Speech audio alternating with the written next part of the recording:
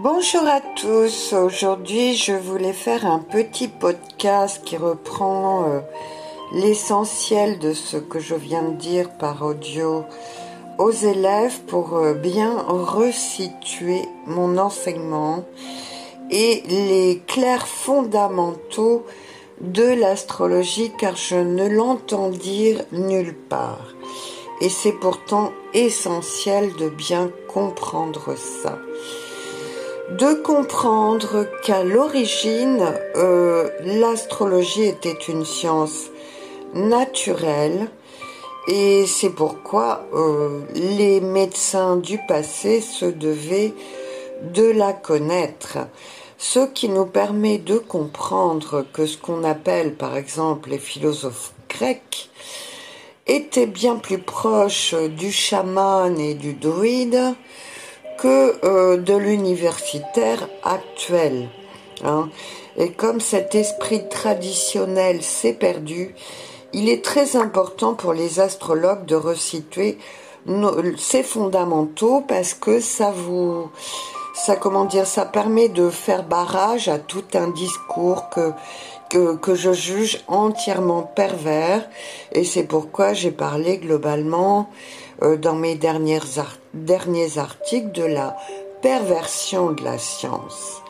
Parce que certes, l'astrologue actuel a à présent l'outil de l'informatique qui lui permet de monter 100 cartes astrales par jour, là où pour un ancien, monter une carte du ciel lui prenait une journée entière parce qu'il devait de lui-même observer le ciel, prendre des notes, ne pas faire d'erreur dans ses notes, etc., etc. Mais cette connaissance-là, l'astronome d'antan était aussi astrologue. Ce qui veut dire quoi? Ce qui veut dire qu'il y avait une part d'observation de la nature et une part d'interprétation de cette dernière. Et pour mieux capitaliser cette connaissance qu'on va dire chamanique ou druidique, les planètes étaient vues comme des symboles producteurs d'énergie. On est donc avec l'astrologie dans une science symbolique et un langage, en rappelant que le mot logos veut dire langage, ni plus ni moins langage en grec. Donc ce qu'on apprend en apprenant une science, c'est un langage qui s'est transmis de génération en génération pour parvenir jusqu'à nous. Je précise ça parce que je ne suis d'accord avec aucun astrologue à l'heure actuelle.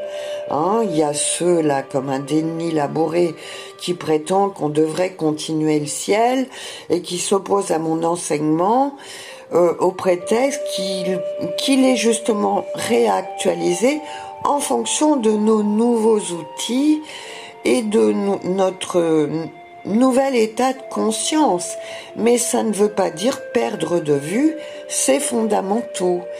Je rappelle d'ailleurs qu'en tant qu'auteur, je suis Taureau ascendant Cancer, qui a à cœur justement de rester proche de ses racines et ses fondamentaux, parce qu'en banque Taureau, c'est ça qu'on capitalise réellement comme une véritable richesse.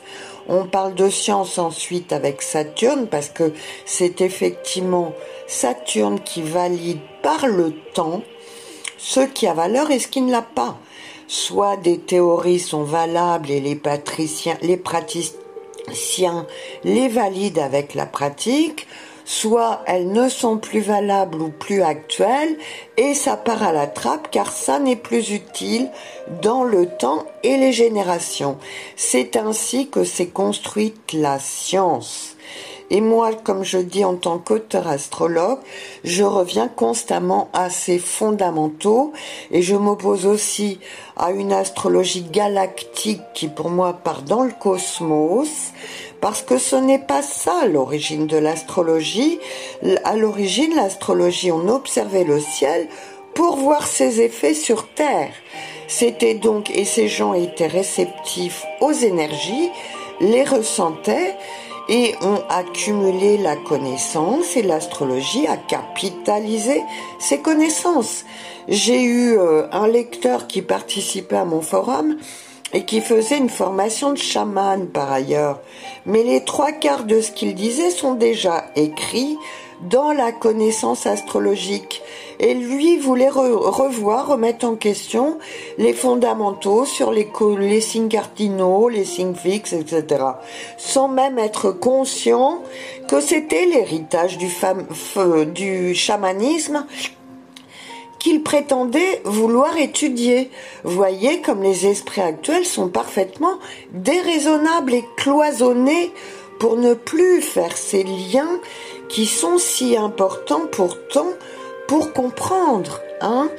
La formation des médecins du passé suivait encore cette tradition chamanique druidique.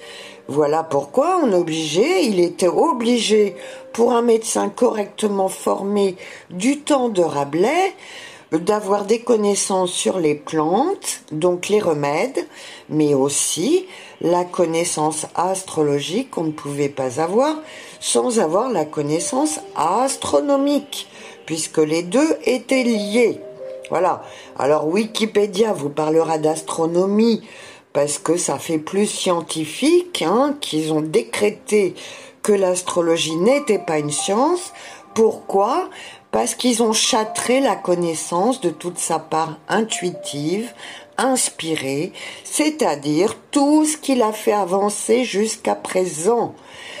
À présent, les docteurs que vous voyez dans les médias, eux, prétendent avancer à coup de subventions, de capital et de corruption en réalité.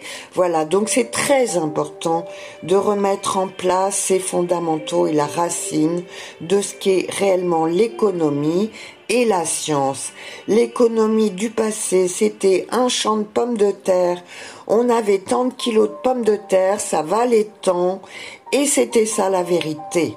À présent, on est dans une science entièrement spéculative et déconnectée de ses fondamentaux, et c'est bien de ça dont souffre notre société actuelle, parce que d'artifice en artifice, de spéculation en spéculation, on vous mène dans un monde parfaitement artificiel coupé de ses racines, où les hommes clairement ne pourront pas survivre. Et en tant qu'astrologue, auteur, taureau ascendant cancer, je le rappelle, parce qu'il y a la symbolique des signes, je n'ai pas du tout un esprit passéiste, mais je sais remettre les choses à leur place, car je ne perds pas de vue ces fondamentaux. Donc ni astrologie galactique, ni astrologie moyenâgeuse, l'astrologie du 21e siècle que j'enseigne, c'est l'astrologie karmique de Laurence Larzul.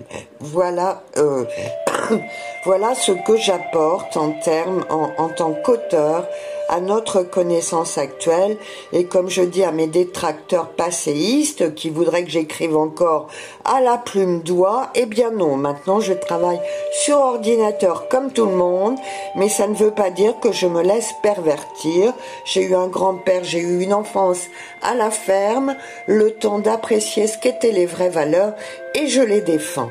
Voilà. Sur ce, bonne journée et bonne méditation sur mes propos.